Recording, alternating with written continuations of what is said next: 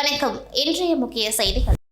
உச்ச நீதிமன்ற ஆணை உத்தரவின்படி அமைக்கப்பட்ட மாவட்ட நெடுஞ்சாலை பாதுகாப்பு பணி குழுவின் கூட்டம் புதுச்சேரி மாவட்ட ஆட்சியர் அலுவலகத்தில் நடைபெற்றது.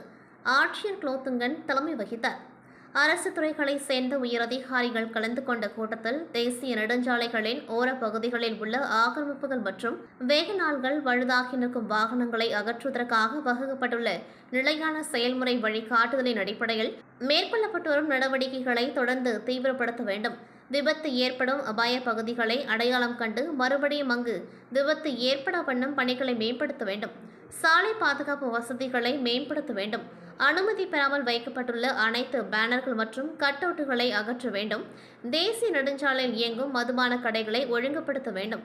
உணவு பாதுகாப்புத்துறை அனுமதியின்றி வைக்கப்பட்டுள்ள சாலையோர உணவு கடைகளை அப்புறப்படுத்த வேண்டும் என மாவட்ட ஆட்சியர் குலோத்துங்கன் உத்தரவிட்டுள்ளார்.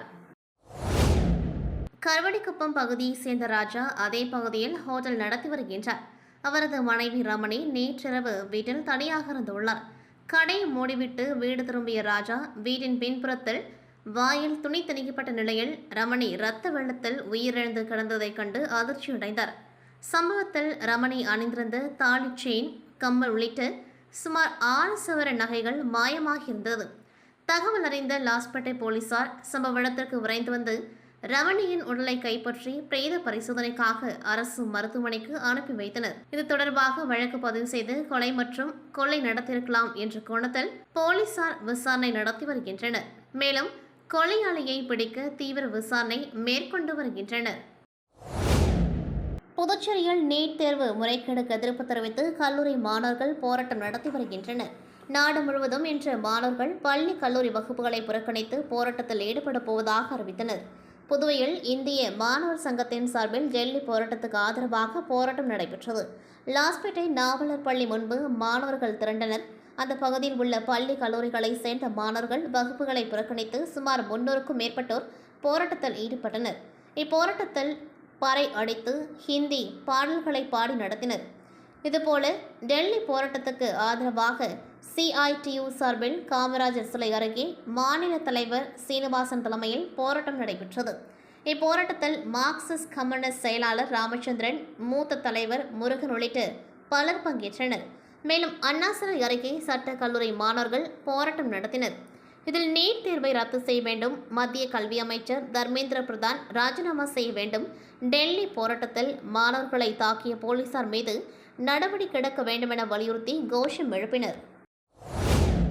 கருவடிக்குப்பம் பாரதி நகர் பகுதியில் காலப்பட்டு தொகுதி MLA அலுவலகம் உள்ளது.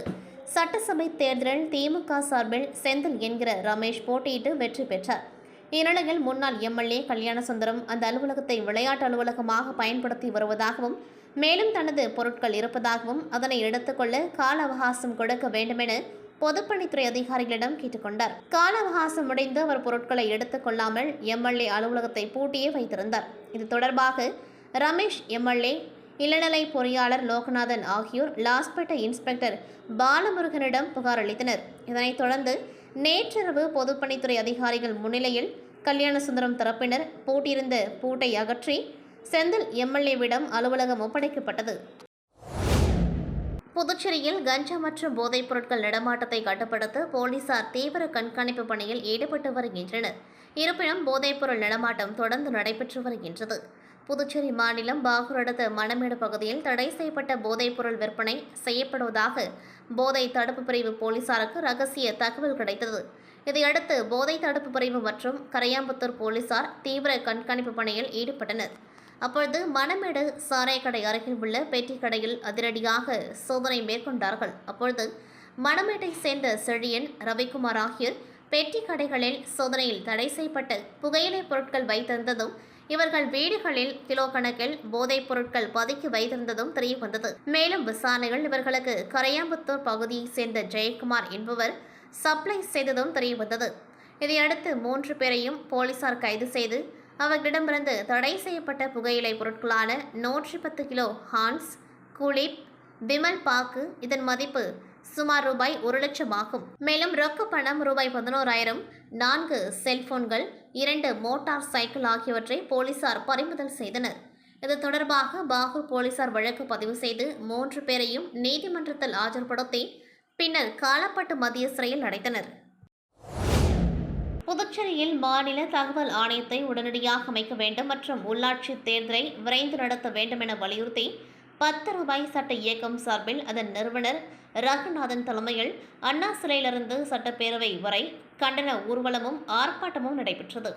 ஆர்ப்பாட்டத்தில் அரசு துறைகளில் ஊழல், நிர்வாக சீர்கேடுகள் மற்றும் வெளிப்படைத்தன்மை இல்லாத ஆட்சி நிலவுவதாக குற்றம் சாட்டிய இயக்கத்தினர் பத்திரப்பதிவு அலுவலகங்களிலும் நடைபெறும் முறைகேடுகள், ஏழை மக்களுக்கு தரமற்ற மருத்துவ சேவைகள் வழங்கப்படுவது, ஒரே அதிகாரிகள் நீண்ட காலமாக ஒரே இடத்தில் பணியாற்றுவது உள்ளிட்ட பல்வேறு குற்றச்சாட்டுகளை முன்வைத்தனர். மேலும் தகவல் அறியும் உரிமை சட்டத்தின்படி இதுவரை மாநில தகவல் ஆணையம் அமைக்கப்படாததை ஊழலுக்கு வழிவகுப்பதாக கூறியவர்கள் உடனடியாக தகவல் ஆணையத்தை அமைக்கவும், உள்ளாட்சி தேர்தலை நடத்தி மக்களுக்கான நலத்திட்டங்கள் முறையாக சென்றடைய நடவடிக்கை எடுக்கவும் வலியுறுத்தினர். வில்லியனூர் சட்டமன்ற தொகுதிக்குட்பட்ட அரசு பள்ளிகளில் பயிலும் மாணவர்களுக்கு இலவச ரெயின்கோட் மற்றும் சீருடைகள் வழங்கும் நிகழ்ச்சி நடைபெற்றது. இதில் கோம்பாக்கம் அரசு உயர்நிலைப் பள்ளி மாணவர்களுக்கு சீருடைகள் மற்றும் தையல் கூலி வழங்கப்பட்டதுடன் வில்லியனூர் இமாக்லேட் அரசு உதவி பெறும் பள்ளி மாணவர்களுக்கு இலவச ரெயின்கோட்டுகள் வழங்கப்பட்டன. நிகழ்ச்சியில் வில்லியனூர் தொகுதி சட்டமன்ற உறுப்பினர் ரவிக்குமார் கலந்து கொண்டு தலைமை தாங்கி அரசு சார்பில் வழங்கப்பட்ட நலத்திட்ட உதவிப் பொருட்களான ரெயின்கோட்டுகள் மற்றும் சீருடைகளை மாணவர்களுக்கு வழங்கினர். அப்பொழுது மாணவர்கள் மத்தியில் பேசியவர், அரசு வழங்கும் நலத்திட்ட உதவிப் பொருட்களை முழுமையாக பயன்படுத்திக் கொண்டு கல்வியில் முழு கவனம் செலுத்த வேண்டும். சிறந்த கல்வியை நிலையான மற்றும் தரமான எதிர்காலத்தை உருவாக்கும். எனவே விடாமுயற்சியுடன் கல்வி கற்று வாழ்க்கையில் உயர்ந்த நிலையை அடைய வேண்டும் என்று அறிவுறுத்தினர். இந்த நிகழ்ச்சியில் பள்ளி நிர்வாகத்தினர், ஆசிரியர்கள், மாணவர்கள், ஊர் முக்கியஸ்தர்கள் மற்றும் அகில இந்திய என்ஆர் காங்கிரஸ் கட்சியினர் உள்ளிட்ட பலர் கலந்து கொண்டு நிகழ்ச்சியை சிறப்பித்தனர். புதுச்சேரி மாநிலம் மங்களம் சட்டமன்ற தொகுதிக்குட்பட்ட அரியூர் வெங்கடேஸ்வர நகர் பகுதியில் குறைவான மின் அழுத்தம் காரணமாக பொதுமக்கள் நீண்ட நாட்களாக சிரமத்திற்கு ஆளாகி வந்தனர். இப்பிரச்சினைக்கு நிரந்தர தீர்வு காண நடவடிக்கை எடுக்க வேண்டும் என பகுதி மக்கள் புதுச்சேரி முதலமைச்சர் என் ரங்கசாமியிடம் கோரிக்கை விடுத்தனர். இதையடுத்து முதலமைச்சர் ரங்கசாமியின் பரிந்துரையின் பேரில் ரூபாய் 21,79,212 மதிப்பீட்டில் 315 கிலோவாட் திறன் கொண்ட புதிய மின்மாற்றி அரியூர் வெங்கடேஸ்வர நகர் பகுதியில் நிறுவப்பட்டது.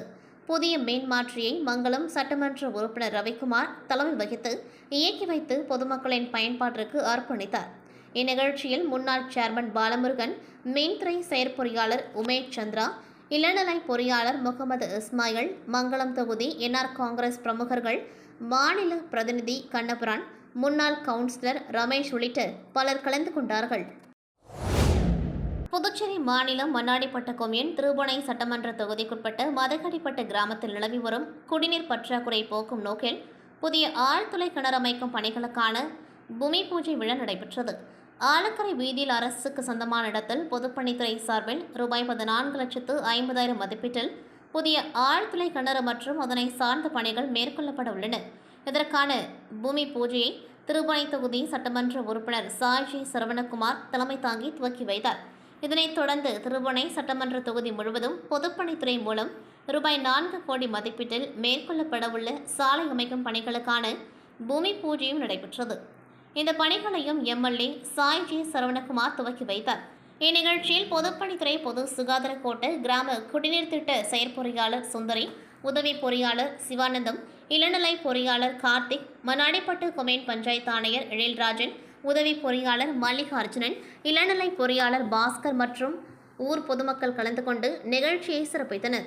ரூபாய் 14,50 லட்சம் மதிப்பிலான ஆழ்துளை கிணறு அமைக்கும் பணி நிறைவடைந்தவுடன் மதகடிப்பட்டு மற்றும் சுற்றுவட்டார பகுதிகளில் குடிநீர் விநியோகம் மேம்படும் என்றும், ரூபாய் 4 கோடி மதிப்பிலான சாலை பணிகள் நிறைவடைந்த பின் திருபுவனை தொகுதியில் சாலை வசதிகள் மேலும் மேம்படும் என்றும் தெரிவிக்கப்பட்டது.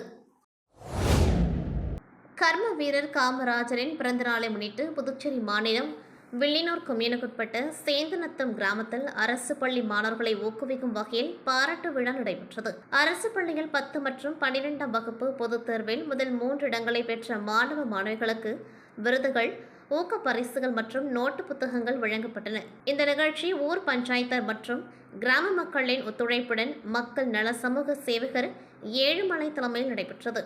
நிகழ்ச்சியில் அண்ணாமலை படைப்பாளன் பயிற்சி பட்டறை இயக்குனர் ஆறு செல்வன், நாகமணி பாஸ்டர், புதுவை கலைஞன் ஷெரீப், கிரீன் மேக்கர் முகேஷ், தண்டபாணி சிவகுமார், நடிகர் கிருஷ்ணா, இயக்குனர் புவியரசன், இளங்கோவன், ஜெயசீலன், ராஜீவ்காந்தி, பச்சையப்பன், விஜயகுமார் உள்ளிட்டோர் கலந்து கொண்டு மாணவர்களை பாராட்டினர். இதனைத் தொடர்ந்து ஏழுமலை இயக்கி நடித்த சமூக விழிப்புணர்வு குறும்படங்கள் மாணவர்கள் மற்றும் பொதுமக்களுக்காக திரையிடப்பட்டன. நிகழ்ச்சி நிறைவில் கிராம மக்கள் VP ஏழுமலைக்கு சால்வை அணிவித்து பாராட்டு தெரிவித்தனர். புதுச்சேரி வாழைக்குளம் அருள்மிகு ஸ்ரீ செங்கண்ணீர் அம்மன் ஆலய 98வது ஆண்டு செடல் உற்சவம் கடந்த 20ஆம் தேதி கொடியேற்றத்துடன் துவங்கியது. இதனைத் தொடர்ந்து அம்மனுக்கு சந்தன காப்பு, மலர் பந்தல் அலங்காரங்கள் செய்யப்பட்டு சிறப்பு அபிஷேக ஆராதனைகள் நடைபெற்றது. தொடர்ந்து சிம்ம வாகனம், ரிஷப வாகனத்தில் அம்மன் வீதியுலா நடைபெற்று பக்தர்களுக்கு அருள் பாலித்தார். விழாவின் முக்கிய நிகழ்வாக இன்று செடல் வைபவமும் ரத உற்சவமும் நடைபெற்றது.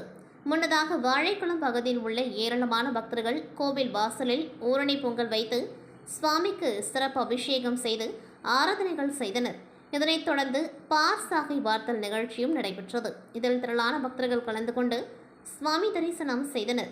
விழாவிற்கான ஏற்பாடுகளை புதுச்சேரி சட்டமன்ற முன்னாள் சபாநாயகரும் ஆலய உரிமையாளருமான பழனி ராஜா உள்ளிட்டோர் செய்திருந்தனர். நிகழ்ச்சியில் ஆலய அர்ச்சகர்கள் கங்காதரன், வெங்கடேசன், கார்த்திகேயன் மற்றும் விழா குழுவினர் தண்டாயுதபாணி, மனோகரன், ரவி, சௌரிராஜன் உள்ளிட்ட ஊர் முக்கிய பொதுமக்கள், நிர்வாகிகள் என அனைவரும் திரளாக கலந்து கொண்டார்கள். செடல் உற்சவத்தில் சங்கீத பூஷணம், பொன் சண்முகத்தின் நாதஸ்வர கச்சேரியும் நடைபெற்றது.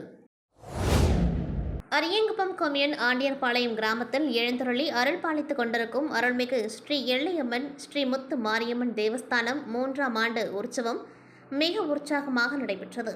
முன்னதாக மங்கள இசையுடன் தொடங்கிய நிகழ்ச்சியில் அம்மனுக்கு அபிஷேக ஆராதனைகள் செய்து கொடியேற்றி மூலவர் மற்றும் பரிவார தெய்வங்களுக்கு காப்பு கட்டி அம்மனுக்கு மகா தீப ஆராதனை காண்பிக்கப்பட்டது. அதனைத் தொடர்ந்து கலை நிகழ்ச்சிகள் நடைபெற்றது. காளைகள் அம்மனுக்கு அபிஷேகம் ஆராதனைகள் செய்து குளக்கரைக்கு சென்று தண்ணீர் திரட்டி பூங்கரகம் அலங்கரித்து வீதி உலா வந்து கரகத்துடன் பெண்கள் கூழ்குடம் சுமந்து வந்து ஆலயத்தில் சாகை வார்த்தல் நிகழ்ச்சி நடைபெற்றது. இதில் நூற்றுக்கணக்கான பெண்கள் கூழ்குடம் எடுத்து வந்து படையிலிட்டு அம்மனின் அருளை பெற்றனர். இதற்கான ஏற்பாடுகளை ஊர் பஞ்சாயத்தார்கள், ஆண்டியார்பாளையம் கிராமவாசிகள், இளைஞர்கள் செய்திருந்தனர். புதுச்சேரி மாநிலம் வில்லியனூர் கொம்யூனுக்குட்பட்டு குடப்பாக்கம் அருள்மிகு மாரியம்மன் தேவஸ்தானம் ஸ்ரீ தர்மராசா உடனுரை ஸ்ரீ திரௌபதியம்மன் ஆலய பிரம்மோற்சவ விழாவை ஒட்டி நேற்று இரவு விராட பருவம், மாடு விரட்டல், தபசு உற்சவம், கும்பசதம் படையல், அக்னி சட்டி பவனி மற்றும் முத்து பள்ளக்கள், சுவாமி திரு வீதியுலா உள்ளிட்ட பல்வேறு நிகழ்ச்சிகள் வெகு விமர்சையாக நடைபெற்றன. விழாவில் திரளான பக்தர்கள் கலந்து கொண்டு சுவாமி தரிசனம் செய்தனர். விழாவை ஒட்டி பக்தர்களுக்கு அன்னதானம் வழங்கப்பட்டதுடன் வன்னியர் சமூகத்தினர் உள்ளிட்ட உபயதாரர்கள் நிகழ்ச்சியில் பங்கேற்றனர். கூடப்பாக்கம் மற்றும் சுற்றுவட்டார பகுதிகளைச் சேர்ந்த ஏராளமான பக்தர்கள் விழாவில் கலந்து கொண்டு பக்தி பரவசத்துடன் வழிபட்டனர். பிரம்மோற்சவ விழாவிற்கான அனைத்து ஏற்பாடுகளையும் தேவஸ்தான நிர்வாகம், கூடப்பாக்கம், அகரம், உளவாய்க்கால், கோனேரிக்குப்பம் கிராம மக்கள் மற்றும் இளைஞர்கள் இணைந்து சிறப்பாக செய்திருந்தனர். அரியங்குப்பம் சுப்பராயப்பிள்ளை வீதியில் அமைந்துள்ள அருள்மிகு முத்து மாரியம்மன் திருக்கோவிலின் 37வது ஆண்டு செடல் தேர் திருவிழா கடந்த வியாழக்கிழமை கொடியேற்றத்துடன் கோலாகலமாக தொடங்கியது. விழாவை ஒட்டி நடைபெறவுள்ள செடல் உற்சவத்தில் பங்கேற்கும் பக்தர்களுக்கு சீருடை வழங்கும் நிகழ்ச்சி நடைபெற்றது. இதில் அரியங்குப்பம் கொம்யூன் பஞ்சாயத்து முன்னாள் சேர்மன் ஆனந்தன் தனது சொந்த செலவில் செடல் தரிக்கும் பக்தர்களுக்கு சீருடைகளை வழங்கி வாழ்த்தினார். நிகழ்ச்சியில் முன்னாள் சேர்மன் ஆனந்தனின் ஆதரவாளர்கள், இளைஞர்கள் மற்றும் திரளான பக்தர்கள் கலந்து கொண்டு விழாவை சிறப்பித்தனர். வரும் நாட்களில் நடைபெறவுள்ள செடல் உற்சவம் மற்றும் தேர் திருவிழாவில் ஏராளமான பக்தர்கள் கலந்து கொள்வார்கள் என கோவில் நிர்வாகம் தெரிவித்துள்ளது. இத்துடன் செய்திகள் நிறைவடைகின்றது. நன்றி, வணக்கம்.